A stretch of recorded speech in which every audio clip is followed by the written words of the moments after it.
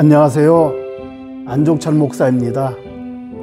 여러분, 우리를 향한 하나님의 궁극적인 계획이 무엇이라고 생각하십니까?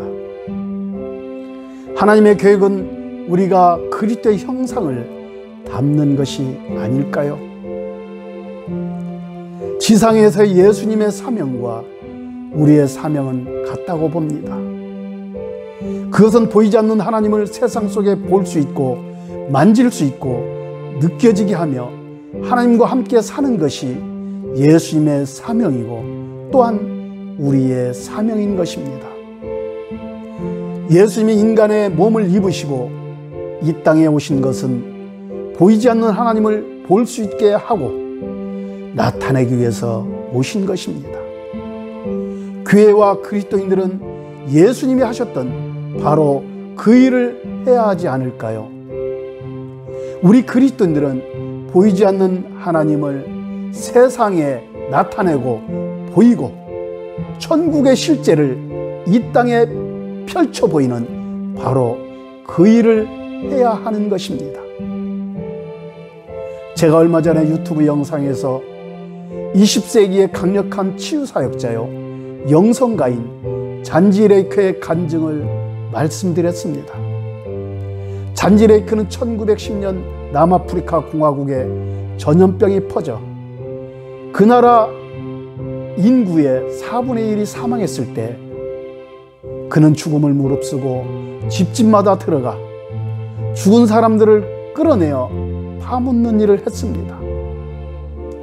이 일에 동참한 수많은 사람들은 병원균에 전염되어 죽었습니다.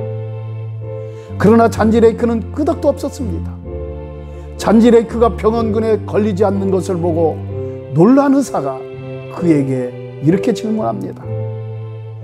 당신이 전염병에 걸리지 않는 비법이 무엇입니까? 당신이 전염병에 걸리지 않는 그 비법이 무엇입니까? 라고 묻자 잔지 레이크는 말하기를 예수 그리스도 안에 있는 생명의 성령의 법이 바로 비법이라고 했습니다. 그리고 그는 자기에게 질문한 의사에게 전염병에 죽은 사람의 허파에서 나온 거품을 현미경으로 조사해 본 후에 그 거품에 병원균이 득실거리면 그 거품을 자신의 손바닥에 발라보라고 했습니다. 많은 사람들이 지켜보는 가운데 그 의사는 죽은 환자의 세균이 득실거리는 그 거품을 잔지 레이크의 손에 발랐습니다. 그러다 잔지 레이크는 이 세균이 내 손에서 방금 죽었으니 다시 현미경으로 조사해 보라고 했습니다. 그래서 그 의사가 잔지 레이크 손에 그 거품을 조사해 보았습니다. 그런데 이게 웬일입니까? 놀랍게도 득실거리던 병원균이 잔지 레이크 손에서 다 죽었던 것입니다. 잔지 레이크는 기적을 일으키는 그 원리를 깨달은 것입니다. 잔지 레이크는 하나님께서 행하시는 초자연적인 원리를 터득한 것입니다. 잔지 레이크가 깨닫고 터득한 기적을 일으키는 그 원리요 초자연적인 그 원리는 바로 생명의 성령의 법인 것입니다. 생명의 성령의 법은 가난한 자에게 복음을 전하게 합니다. 생명의 성령의 법은 포로된 자를 자유케 합니다. 생명의 성령의 법은 눈먼 자를 열어 보게 하고 눌리고 억압당하는 자를 자유롭게 합니다. 생명의 성령의 법은 하나님의 선한 일을 하게 하며 마귀에게 눌린 모든 사람들을 풀어 평안케 합니다. 생명의 성령의 법은 죄와 사망의 법에 묶인 자들을 풀어 자유케 하며 예수님의 생명으로 살게 합니다.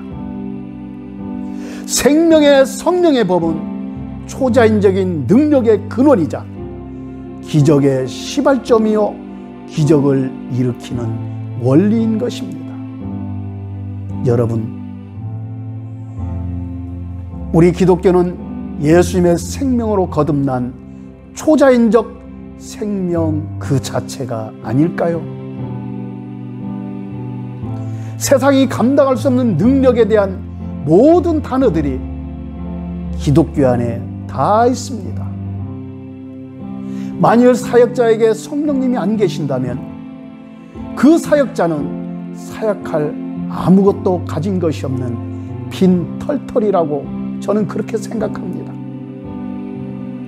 하나님을 모르는 세상 사람들은 자신의 힘으로 일을 하지만 우리 그리스도인들은 성령의 힘으로 일을 해야 합니다. 성령님은 우리를 통해 예수님을 예수님 되게 하시며 하나님을 하나님 되게 드러내시는 능력의 근원이십니다. 오늘날 모세와 엘리야 그리고 다니엘과 기드온 혹은 베드로와 바울은 누구입니까? 예수는 그리스도이심을 믿는 우리들입니다. 바로 저와 여러분입니다. 여러분은 예수님의 생명으로 거듭난 초자연적인 성령의 사람들입니다.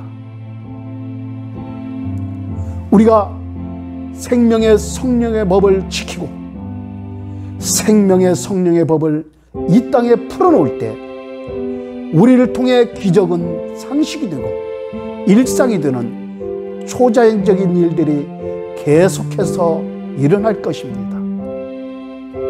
할렐루야.